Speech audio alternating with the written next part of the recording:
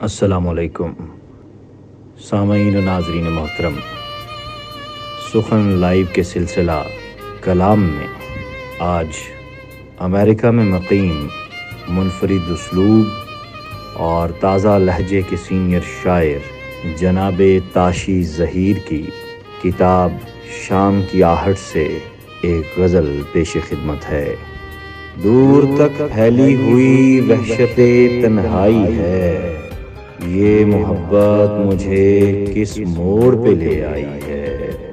اب وہ رنگت نہ وہ خوشبو نہ ہوا میں تاثیر، جانے کس رنگ سے گلشن میں بہار آئی ہے۔